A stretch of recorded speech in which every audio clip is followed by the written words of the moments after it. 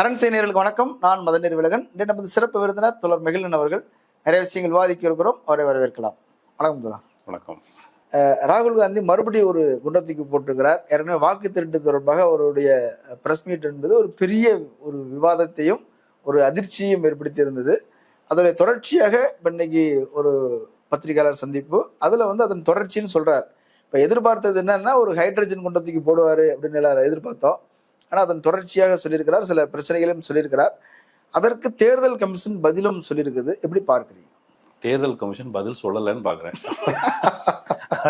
பதில் எதுவும் சொல்ல.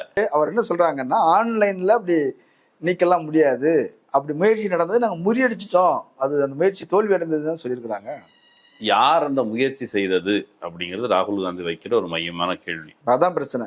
இதற்கு பின்னணியில் இருக்கிற நபர்கள் யார் என்பது தேர்தல் கமிஷனருக்கு தெரியும் அப்படின்னு ராகுல் காந்தி சொல்லும் பொழுது பின்னாடி 2 நிழல்கள் போட்டுக்கிறாங்க. அந்த நிழல்களுக்கு நல்லா தெரியும். ஒரு சைடில் அமித்ஷா நிழல், இன்னொரு சைடில் ராகுல் காந்தி நிழல். எதுக்கு இவரை போட்டிருக்கீங்கன்னு கேட்டால் அது நாங்கள் சும்மா ரெப்ரசன்டேஷனுக்கு போட்டோம்னு கூட சொல்லியிருக்கலாம். ஆனால் ஸ்க்ரீனில் அவர் சொல்லிட்டார், இது 2க்கு பின்னால் 2 பேர் தான் இருக்கிறாங்க. ராகுல் காந்தி கேட்குற கேள்வி, ஏதோ ஒரு முரண்பாடு இருந்தது, அதை கண்டுபிடிச்சி, ஏன்னா அந்த கேள்வி எழுப்பியதே ஒரு பிஎல்ஓ தான், அந்த பூத் லெவல் ஆஃபீஸர் தான். அவங்க சொந்தக்காரங்க ஒருத்தவங்களுடைய பெயர் நீக்கப்பட, யார் பேரில் நீக்கப்படனா பக்கத்து வீட்டுக்காரன் ஒருத்தன் இவங்க பேரை நீக்கியிருக்கிறான், நீ ஏன்பா அந்த பேரை நீக்கினா எனக்கு தெரியவே செய்யாது அப்படிங்கிற போது ஒரு பிஎல்ஓ அந்த பெண் என்னுடைய உறவுக்காரங்க ஒருத்தவங்களுடைய பேரை இதில் நீக்கியிருக்கிறாங்க, ஏன் நீக்கியிருக்காங்கன்னு செக் பண்ணி பார்த்தா அது பக்கத்து வீட்டுக்காரன் தான் நீக்கியிருக்கிறான், உனக்கு என்னப்பா பிரச்சனை அவங்களோடன்னு கேட்டால் நான் நீக்கவே இல்லைம்மா, எனக்கு தெரியவே தெரியாதுன்னு. அப்போ இந்த சம்பந்தப்பட்ட நபருக்கே தெரியாம அவர் பெயரை பயன்படுத்திட்டு இது நீக்கிறதுக்கான கோரிக்கை ஏன் வைக்கப்பட்டது அப்படிங்கிற கேள்வியே தோண்டி போனதனுடைய விளைவு தேர்தல் கமிஷன் அதுக்கு பிறகு தன்னுடைய பொறுப்பை அங்கே லோக்கல்ஸ் கர்நாடகா சிஐடி கொடுத்துருச்சு. கர்நாடகா சிஐடி விசாரணைக்கு இதை விசாரிக்கணும் அப்படின்னா எங்களுக்கு சில டேட்டா தேவை, நீங்கள் அந்த சம்மந்தப்பட்ட எங்கேருந்து வந்திருக்குன்னு ஐபி அட்ரஸ் கொடு, டிவைஸ் போர்ட் கொடு, ஓடிபி ட்ரையல் அதை கொடு, ஃபோன் நம்பரை கொடு, லாகின் ஒரிஜினல் கொடு, இதெல்லாம் கேட்டிருக்கு. இவங்க கேட்டால் அதை பலவாட்டி கிட்டத்தட்ட 18 முறை அவங்க கடிதம் அனுப்பியிருக்கிறாங்க. 18 முறை கடிதம் அனுப்பியும் கொடுக்கல. ஆகஸ்ட் மாதம் இன்கம்ப்ளீட்டான டீட்டெயில் கொடுத்துருக்குறாங்க. எனக்கு தெரிஞ்சு இப்படியான விஷயங்கள் வருதுன்னு டீட்டெயில் கொடுத்துருக்காங்க அந்த ப்ரெஷர்ல இருந்து, அதர்வைஸ் அதையும் கொடுத்துருக்க மாட்டாங்க. இந்த இன்கம்ப்ளீட் டீட்டெயில் கூட எப்படியான டீட்டெயிலோட ஒப்பிடலாம்னா, இதுக்கு முன்னால இந்த எலெக்ஷன் ஓட் பண்ணவங்களோட டேட்டா கேட்டவுடனே கட்டுக்கட்டாக கொடுத்தாங்கல்ல, ஓசிஆர் பண்ண முடியாத டேட்டா, அப்படி இதை வைத்து ஒரு முடிவுக்கு வர முடியாத மாதிரியான ஒரு அரை உண்மைகளை கொடுத்துருக்குறாங்க. முழு டீட்டெயிலை கொடு இப்படின்னு தான் ராகுல் காந்தியோட கேள்வி. அந்த டீட்டெயில் என்ன அப்படிங்கிறத குறித்து விளக்கம் கொடுக்காம ராகுல் காந்தி சொன்னது பொய், ராகுல் காந்தி சொன்னது ஃபால்ஸ் அப்படின்னு ஒரு கோடை போட்டு எலெக்ஷன் கமிஷனுடைய ட்விட்டர் ஹேண்டலில் போட்டிருக்கிறாங்க. வேற எந்த பதிலும் இல்லை, ராகுல் காந்தி சொன்னது பொய். இதுக்கு பின்னால் யார் இருக்கா? ராகுல் காந்தி நிறைய விஷயங்கள், ஒரு மையப்படுத்தப்பட்ட ஒரு கால் சென்டர் இருக்குது, அங்கேருந்து காலையில் 4 மணிக்கு ஒருத்தருடைய ஓட்டர் ஐடியில் இப்போ இந்தியா ஒரு ஜனநாயக நாடு என்ன நம்பப்படுது. காலையில் 4 மணிக்கு ஒருத்தன் எந்திரிச்சு நான் என்ன ஓட்டர் ஐடியில் என் பேர் இருக்குது, நான் நீக்கணும் அப்படின்லாம் யாரும் நினைக்கிற அளவுக்கு இந்தியாவில் ஜனநாயகம் பூத்து கொடுங்கல, அது எல்லாத்துக்கும் தெரியும். ஓட்டு போடுற அன்னைக்கு பெரும்பான்மை மக்களுடைய மனநிலை, இன்னைக்கு எலெக்ஷன், இன்னைக்கு நமக்கு கவர்மெண்ட் லீவா இல்லையா, ஆஃபீஸில் லீவ் விடுவாங்களா, இன்னைக்கு எவ்வளோ நேரம் படுத்து தூங்கலாங்கிறது தான் பெரும்பான்மை மக்களுடைய அன்றைய லட்சியமாக இருக்கும். அப்புறம் போய் ஓட்டு போடுவாங்கன்னு வச்சுக்கோங்க, லேட்டாக போவாங்க, கொஞ்சம் வர்க்கங்கள் பின்தங்கி போகப்போ அன்னைக்கு ஒரு கொண்டாட்டம் போல் புது ட்ரெஸ்லாம் போட்டுட்டு காலங்காத்தால போய் ஓட்டு போட போவாங்க. அதர்வைஸ் காலைல 4 மணிக்கு எஞ்சி யாரும் டிலீட் பண்ண மாட்டாங்களே, 4 மணிக்கு எந்திரிச்சு டிலீட் பண்ணியிருக்காங்க அப்படிங்கிறது தான் ராகுல் காந்தியோட குற்றச்சாட்டு. காலையிலே எந்திரிச்சு அந்த அவசரமாக டிலீட் பண்ணப்பட்ட முறை இருக்குல்ல, அதில் சில டிஸ்கிரிப்ஷன், சிலர்லாம் 16 செகண்ட்லாம் டிலீட் பண்ணிருக்கேன். 16 செகண்டில் மனுஷன் எப்படா டிலீட் பண்ண முடியும், அதெல்லாம் அவர் கேட்டிருக்கிறாரு. 36 செகண்டில் ஒருத்தர் 4 மணி 7 நிமிஷம் கரெக்டாக எந்திரிச்சாச்சு. பிரம்ம முகூர்த்தம் எதை சொல்லுவாங்க? 4 மணி தான். பிரம்ம முகூர்த்தத்துக்கு எழுந்து சனாதன தர்மப்படி காலையில் இருந்துச்சு அவர் நீக்கிறதுக்கு கொடுத்துருக்காரு. அவர் பேர் நாகராஜ். அப்புறம் சூரியகாந்த்ங்கிற நபர், அவர் பேரில் 12 அக்கௌண்ட்டு. கோதாபாய் அவர் பேர் இல்லை, அந்த அம்மாவுடைய வீடியோவே போட்டு காமிச்சார்ல, காமிச்சிட்டு இது பின்னால் சிஸ்டமேட்டிக்காக ஒரு ஆர்கனைஸ்டாக சென்டர்டாக இருக்குது. நான் நினச்சேன் எலெக்ஷன் கமிஷன் தூங்கிட்டு இருக்குன்னு நினச்சேன், எலெக்ஷன் கமிஷன் தெரியாமல் நடக்குதுன்னு நினச்சேன். ஆனால் அப்படி இல்லை. எலெக்ஷன் கமிஷன் சிஐடி கேட்ட விவரங்களை தராத அந்த அலட்சியத்திலேயே அதில் பிரச்சனை இருக்குது. எலெக்ஷன் கமிஷன் என்ன சொல்லுது, வழக்கம் போல சட்டப்படி நாங்கள் வந்து இது digital data privacy, data protection rules and technical limitations, டேட்டாவை பாதுகாக்கிற ரூல்ஸ் படியும், அப்புறம் வந்து டெக்னிக்கல் லிமிட்டேஷன் காரணமாகவும் எங்களால் முழுமையாக தர முடியல அப்படிங்கிறாங்க. எது கேட்குறேன்னா, எதிர்கட்சிக்காரங்க கேட்டாங்க, அவங்க ஆட்சியில் இல்லை, அதிகாரத்தில் இல்லை, தர முடியாதுன்னு சொல்லலாம். இப்போ கேட்கறது கவர்மெண்ட் தானே, ஒரு ஸ்டேட் கவர்மெண்ட் தானே, கர்நாடகா கவர்மெண்ட் அதோடைய சிஐடி கேட்குறாங்க. அரசு ரகசியத்தை நீ அரசுக்கு கொடுக்கலாமே. கொடுத்தா அது வந்து நேரம் ராகுல் காந்திட்டு போயிருந்தோம், கொடுக்க மாட்டேங்க, இவ்வளவுதாங்க மேட்ரு. நீ அவன்கிட்ட கொடுத்தா நீ ராகுல் காந்திட்ட கொடுத்துருவ, நீ விசாரணைங்கிற பேர்ல எங்களுக்கு ஒத்துழைச்சு. இப்போ வந்து ஒருவேளை பிஜேபி கவர்மெண்டா இருந்துச்சுன்னா டேட்டா கொடுக்கறத மாதிரி கொடுத்து இதை வந்து பூசி முடிக்கிடலாம். ஓகே ரைட், கேஸ் டிஸ்க்ளோஸ்னு முடிச்சிடலாம். அப்படி முடிக்க முடியாததுனால கொடுக்க மாட்டேங்கிறேன். கர்நாடகாவில் இந்தியா முழுக்க பிஜேபி ஆளுகிற மாநிலங்கள் போக காங்கிரஸ் ஆளுகிற மாநிலத்தை வைத்து என்ன செய்ய முடியும்? குறைந்தபட்சம் இப்போ இந்தியாவில் ஜனநாயக நிறுவனங்கள், அந்த நிறுவனங்களை மெல்ல மெல்ல கைப்பற்றிக்கிட்டு இருக்கு. ராகுல் காந்தி ரொம்ப நாளைக்கு முன்னாடி சொன்னார்ல, நாம் பாஜகவுக்கு எதிராக மட்டும் போராடவில்லை, அவங்க இன்ஸ்டிடியூஷனே கரெக்ட் பண்ணிட்டாங்க. ஒருவேளை ஆட்சிக்கு வந்தாலும் கூட இந்த போராட்டம் ரொம்ப நீண்டது. இது வழக்கமாக இடதுசாரிகள் சொல்றது, ராகுல் காந்தி சொல்றாரு. இந்த ஃபைட்ல ஒரு பகுதியா இன்னைக்கு ஒன்று போட்டிருக்காரு. அவர் ஹைட்ரஜன் பாம்பு போடுவார்னா நம்ம என்னை பொறுத்தளவுக்கு எதிர்பார்த்தது வரல. ஏன் வரலன்னா, செப்டம்பர் 17 மோடி பிறந்தநாள் அன்னைக்கு வரும் அப்படின்னு எதிர்பார்த்தோம், அன்னைக்கு போடல. அதில் ஒரு நமக்கு வந்து ஒரு மனக்குறை. இது வந்து பிலேட்டட் பர்த்டே விஷஸ் மாதிரி சின்னதா அப்போ சொல்லியிருக்கிறார், ஹைட்ரஜன் பாம் தயாரிப்பில் இருக்குது. இப்போ எச் பாம்ங்கிறது எதுவாக இருக்கும் அப்படின்னு கேட்டால் ஒன்று வேளை ஹரியானா பற்றி இருக்கலாம், அல்லது வாரணாசி இருக்கலாம். வாரணாசி வரும்னு அவர் சொல்லியிருக்கிறாரு. இப்போ இந்த பிரச்சனைக்கு வந்தா அவங்க வந்து எலெக்ஷன் கமிஷன் ஆகட்டும், பாஜக தரப்பாகட்டும், பாஜக தரப்பு வந்து பார்த்தீங்களா ஒன்றுமே இல்லை, அந்த தொகுதியில் நீங்கள் தானே ஜெயிச்சிருக்கீங்க, நீங்களே ஜெயிச்சுட்டு அப்போ நீங்களே ஓட் ஷோட் பண்ணீங்களா அப்படின்னு ஒரு சாமர்த்தியமாக கேட்குறாங்க. இப்போ வச்சிருக்கிற அலிகேஷன் ஏதோ சென்டர்டாக வெளியிலேருந்து ஒரு ஃபேக் லாகினை பயன்படுத்தி ஏன் லாகின் பண்ணான், ஃபேக்கான நம்பர்ஸ் வச்சு ஏன் லாகின் பண்ணாங்க.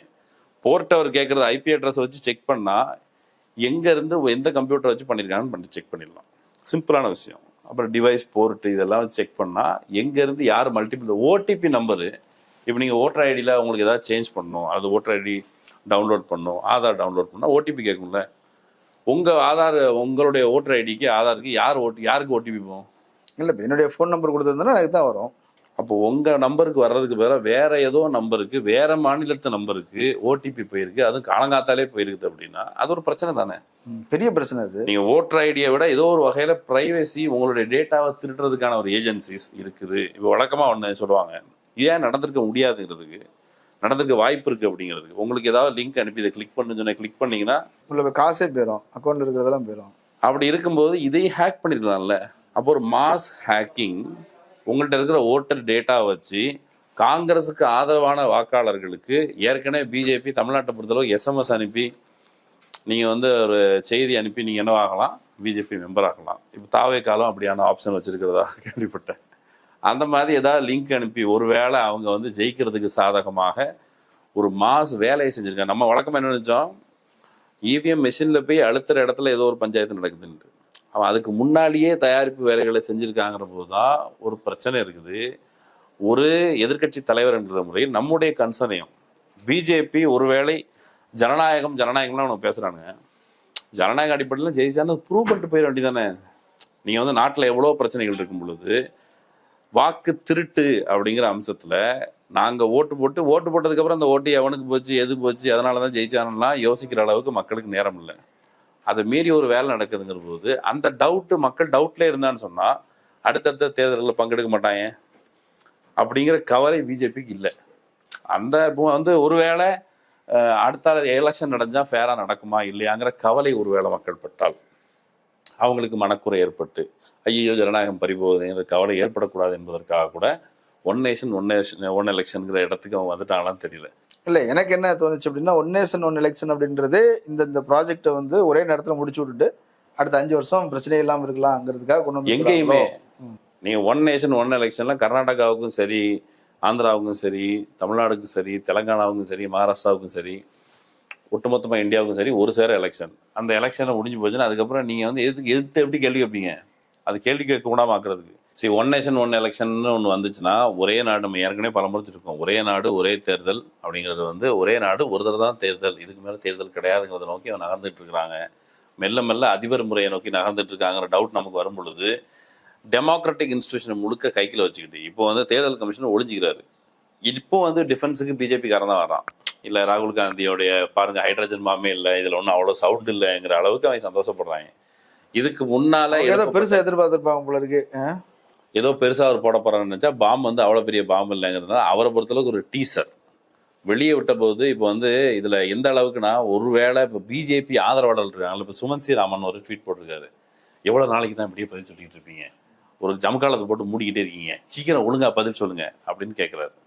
யாரு? எலெக்ஷன் கமிஷன் ஒன்று கேட்கிறார். அவர் பாஜக ஆதரவாளர், பாஜக வெல்ல வேண்டும் என்று விரும்புவர். ஆனாலும் அவர் என்ன சொல்றாரு, எலெக்ஷன் கமிஷன் கிளீனா வந்தா நமக்கு வந்து பிஜேபி வெற்றியை வந்து நம்ம முழு மனதோட கொண்டாடலாமே அப்படின்னு எலெக்ஷன் கமிஷன் எதிர்பார்க்கிறார். இப்போ ரஜ்தீப் சர்தேசாய் அவர் போட்டிருக்கிறாரு. இந்த ரஜ்தீப் சர்தேசாய் அவர் வந்து சரிப்பா நீங்க சொல்றதெல்லாம் ரைட்டு, ஆனா சிஐடி கேட்குற டேட்டாவை ஏன் கொடுக்க மாட்டேங்கிற, அதை கொடுத்துட்டா அந்த பிரச்சனையே முடிஞ்சு போயிருமே, எதுக்கு இதை இவ்வளவு சர்ச்சையை ஆக்கிக்கிட்டு இருக்கீங்க, எதுக்கு இவ்வளவு எழுதிட்டு இருக்கீங்கன்னு அவங்க தரப்புலேயே பஞ்சாயத்து வைக்கிறாங்க. ஆனா ஈசி கல்லூரி மங்கல் மாதிரி இப்பவும் அதே பதில சொல்லியிருக்கு. அதன் பொருள் அது பதில் சொல்லலை. ராகுல் காந்தி எழுப்பியே அவர் வந்து நிறைய பட்டியலிடுறாருல, இப்போ வந்து நிறைய ஃபோட்டோ போட்டு காமிக்கிறாரு, ரேடியோவில் ஃபோட்டோ போட்டு காமிக்கிறாரு, நம்பரை போட்டு காமிக்கிறாரு. அப்படின்னா என்ன அர்த்தம்? அவர் இன்னொன்று என்ன சொல்றாரு, உள்ள இருந்தே எங்களுக்கு தகவல்கள் வருகின்றனன்னு சொல்றாரு. இது வந்து ஒரு முக்கியமான பாயிண்ட்.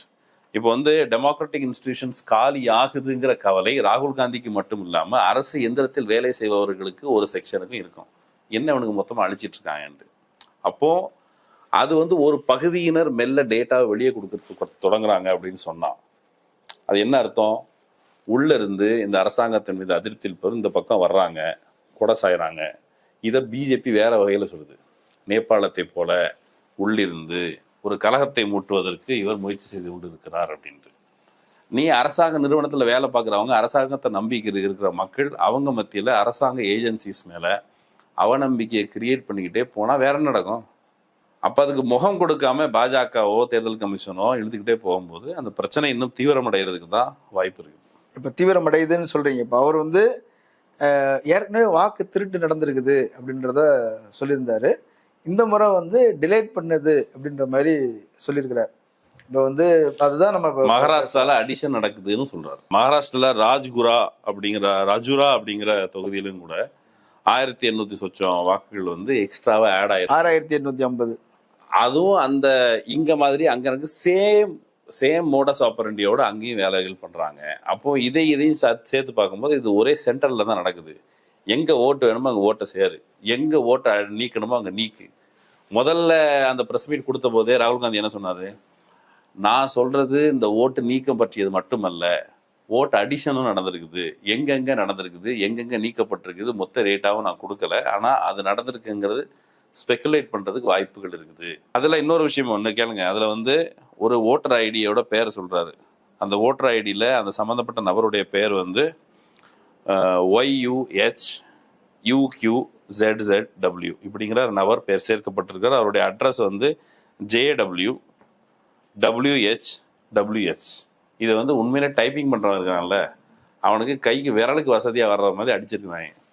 அந்த முறைகேடு தான் நடந்திருக்குது. இதை வந்து திரும்ப திரும்ப ராகுல் காந்தி திரும்ப சொல்றது அவனுக்கு வந்து ஒரு இப்போ கொஞ்ச நாள் கழிச்சு எனக்கு என்ன கவலைன்னு கேட்டா, கொஞ்ச நாள் கழிச்சு நம்ம மக்களுக்கு ஒரு நார்மலைஸ் ஆயிடுச்சு. வட இந்தியாவில் பீஃப் வச்சிருந்தா அடிச்சு கொள்றாங்கன்னு சொன்ன உடனே முதல்ல வந்து அதிர்ச்சியா இருந்தது. இப்போ அவனுக்கு அப்படிதான் பண்ணுவாங்க அப்படிங்கிற அளவுக்கு வந்துருச்சு. பிஜேபி அதை நம்ம வந்து யூடியூப்லேயே பார்க்குறோம்ல, அதானி திருடுற அப்படிங்கிற அதானி திருடுறாரு, அதானி வந்து நிறைய முறைகேடு செய்கிறார், அதானிக்கு ஆதரவாக மோடி இதை செய்கிறார், அதை செய்கிறார், நாட்டை வைக்கிறாங்கிறது அதெல்லாம் தெரியும். எக்ஸ்ட்ரா ஏதாவது சொல்றியா? ஒரு ஆள் வந்து நேற்று முந்தா நாள் ஒரு கமெண்ட் போட்டிருந்தார் நம்ம யூடியூப் சேனல்ல, அதான் அதானி திருடுறாருன்னு தெரியுமே, அதுக்கு என்னங்கிற, எதுக்கு இதே சொல்லிட்டு இருக்க, அதை வச்சு என்ன பண்றது? இப்போ நீ வீடியோவில் பேசிட்டு உனக்கு வீடியோவில் ரெவன்யூ வரும், அதானியை தடுக்க முடியுமா? இதை ஏன் பேசிக்கிட்டு இருக்கேன்னு கேட்குறாரு. இந்த ஓட்சோரி மேட்டரும் கூட ஒவ்வொரு காலகட்டத்திலையும் பேச கொஞ்ச நாள் கழிச்சு இந்த மக்களும் வந்து ஆன்டிபயோட்டிக் மெடிசன் சாப்பிடும்போது ஒரு கட்டத்திற்கு மெடிசன் வந்து ஒரு கட்டத்திற்கு மேலே வேலை செய்யாதுல்ல, இது ஒரு மெடிசின் மாதிரி தான். அந்த மெடிசனுக்கு நாம சரியான நேரத்தில் மக்களும் சேர்ந்து ரியாக்ட் பண்ணோம்னா கொஞ்ச நாள் கழிச்சு நமக்கும் மறத்து போயிருமோ அப்படிங்கிற கவலை இதுல இருக்குது. இதுல வந்து ஒரு விஷயம் சொல்றாரு என்னன்னா, இதுக்குன்னு ஒரு பிரத்யேகமா சாஃப்ட்வேர் பயன்படுத்தி இருக்கிறாங்க, இதுக்கு ஒரு நிறுவனம் வேலை செய்யுது, ஒரு ஆர்கனைஸ்டா இது நடக்குது, அப்படின்ற மாதிரி சொல்றாரு. அப்படி மர்மமான ஒரு நிறுவனம் வந்து இந்தியாவுக்குள்ள இருந்து வேலை செஞ்சிருக்க முடியுமா?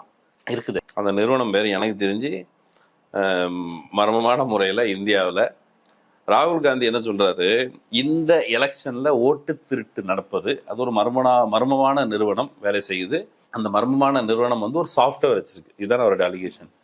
கொஞ்சம் அதை ஒதுக்கி வச்சுட்டு இன்னொரு மர்மமான நிறுவனம் அது வெளிப்படையாக தன்னுடைய நோக்கங்களை வெளிப்படையாக அறிவித்துக் கொள்ளாமல் வேலை பார்க்குற அமைப்புகள் எதிராக சங்க பரிவார அமைப்புகள், அதுதான் மர்மமான நிறுவனம். அந்த மர்மமான நிறுவனத்தினுடைய ஃப்ரண்ட் ஃபேஸ் தான் பிஜேபி. நீண்ட காலமாக வேலை பார்த்துட்டு இருக்கிறாங்க. ஓட் ஷோரிங்கிறத இப்போ ராகுல் காந்தி குறித்து வேறு சிலரும் கூட ஒரு நடுநிலையாக பேசுகிறவங்க வச்ச கேள்வி என்னன்னா, நீங்கள் இவ்வளவு நாள் ஒரு எதிர்கட்சி என்கிற முறையில் ஏன் உறங்கி கொண்டிருந்தீர்கள் அப்படிங்கிற ஒரு கேள்வி. பிஜேபி வந்து சேர்றதுக்கான வேலையெல்லாம் நீங்கள் செஞ்சுட்டு அப்புறம் திடீர்னு வந்து சத்தம் போட்டுட்டு இருக்கீங்களா? அந்த இன்ஸ்டிடியூஷன் கரப்டாகி முழுங்க டீக்ரேட் ஆகிறதுக்கு நீங்களும் ஒரு வகையில் பங்கு இல்லையா? ஒன்று ஆளுங்கட்சியாக இருந்த பொழுது, எதிர்கட்சி ஆனதற்கு பிறகும் கூட நீங்கள் சவுண்ட் அதுக்கு எதிராக குரல்கள் எழுப்பியிருக்கணும். ஒரு சாஃப்ட்வேர், அந்த சாஃப்ட்வேர் வச்சு தான் அந்த எலெக்ஷனை வந்து மேனிப்புலேட் பண்ணுறாங்க அப்படின்னு மட்டும் புரிஞ்சிக்க முடியாதுல்ல. இந்த சாஃப்ட்வேருக்கு முன்னால் ஹார்ட் கோராக இருக்கிற ஹிந்துத்துவா பாலிடிக்ஸ் இருக்குது. இந்திய ஜனநாயக நிறுவனங்களை கைப்பற்றி அதன் வழியாக ஒரு ஹிந்து ராஜ் அமைப்பதற்கு அங்கங்கே குண்டு வைக்கிறத பற்றிலாம் பேசியிருக்கோம்ல. இந்த வேலையெல்லாம் பண்ணிக்கிட்டு இருக்கவங்க இதை பண்ண மாட்டாங்க அப்படின்னு சொன்னால், அல்லது இது ஃபேராக தான் எலெக்ஷன் நடக்குது அப்படின்னு நம்பிக்கொண்டே இந்த எலெக்ஷன் ப்ராசஸ்லேயே ஈடுபட்டு கொண்டிருந்தவர்கள் இதை கொஞ்சம் கூடுதல் கவனத்தோடு கவனிச்சிருக்கலாம்ல. ஏன் கவனிக்கல? ஒரு எடுத்துக்காட்டுக்கு நீங்கள் கர்நாடகாவை எடுத்துக்கிட்டீங்கன்னு வச்சுமே, கர்நாடகா எடுத்துக்கிட்டா கர்நாடகாவில் எப்போ ஓட் சோரி நடந்திருக்குன்னு நினைக்கிறீங்க? ராகுல் காந்தியோட குற்றச்சாட்டின்படி 2023 எலெக்ஷனா அல்லது நாடாளுமன்ற தேர்தலில் தான் ஒரு செக்ஷனை வச்சு மகாதேவ்புராவை சொன்னார். சரி, அதுக்கு முன்னால் ஓட் சோரி நடக்கலையா? நடந்தது. இப்போ வந்து 1989 அந்த காலகட்டத்தில் காங்கிரஸ் வந்து 170 சீட்டுக்கு மேலே இருந்துச்சு. சரியா? அதில் வந்து அவங்க பெற்ற வாக்குகள் 43%, 43.8, கிட்டத்தட்ட 44% ஓட்டோட ஸ்ட்ராங்காக இருந்த மாநிலம் கர்நாடகா. அங்கே வந்து மதவாத பிரச்சாரம் செய்து, கலவரங்கள் செய்து, மெல்ல மெல்ல மெல்ல சாதி மொபிலைசேஷன், இப்போ வந்து ஒக்கலிகா, அப்புறம் வந்து லிங்காயத்து, இவங்களெல்லாம் கூட்டி காஸ்ட் மொபிலைசேஷன் பண்ணி மெல்ல மெல்ல மெல்ல பாஜக ஒரு அதிகாரத்திற்கு வருகிற அளவுக்கு அங்கே ஸ்ட்ரென்தன் ஆச்சு. அப்போ இந்த இன்ஸ்டிடியூஷனை கைப்பற்ற முயற்சிங்கிறது இந்த சாஃப்ட்வேர் வழியாக மட்டும் நடக்கலை, ஒரு நீண்டகால முயற்சி. ஆர்எஸ்எஸ் தோற்றுவிக்கப்பட்ட காலத்திலிருந்து அப்புறம் எமர்ஜென்சி பீரியட், அதுக்கு பின்னால் ஜனதா கட்சி அதுக்குள்ளே போய் வெவ்வேறு கட்சிகள்கிட்ட போய் ஏதாவது ஒரு கட்சி கூட கூட்டணி வச்சாலே அந்த கட்சியை அழிக்கிறது, அந்த கட்சியை ஒழிச்சு கட்டுறது, இது எல்லாமே இந்த ஓட்சோர் ப்ராசஸில். இப்போ வந்து ஒரு கட்சியில் ஒரு வேட்பாளர் தேர்ந்தெடுக்கப்படுகிறார். அந்த வேட்பாளரை எப்படியாவது அந்த கட்சியை உடைச்சி இங்கே கூட்டு வர்றதுக்குள்ள அது ஓட்சோரியா இல்லையா? ஓட்சோரி தானே. மெல்ல மெல்ல எம்எல்ஏக்களை விலைக்கு வாங்குற வேலையை செஞ்சாங்களா அதிகாரத்துக்கு வந்தது? ஓட்சோரியா இல்லையா? சில மாநிலங்களில் சீட்டே இல்லாமல் கூட அவங்க ஜெயிச்சு அதில் வந்து எம்எல்ஏக்களையும் தூக்கிட்டாங்க, ஆட்சி அமைச்சாங்களா? அது ஓட்சோரியா இல்லையா?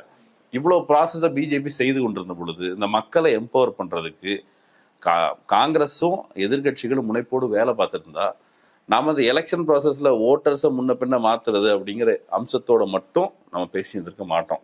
இது வந்து இன்னும் ஒரு ப்ராடர் பிக்சரில், ஒருவேளை இதுக்கு பிறகு அடுத்தால வாரணாசியில் மோடி ஜெயித்தது தொடர்பாக சந்தேகத்தையோ, வேறு மாநிலங்களில் பாஜக ஜெயித்தது தொடர்பான சந்தேகத்தையோ ராகுல் காந்தி எழுப்பலாம்.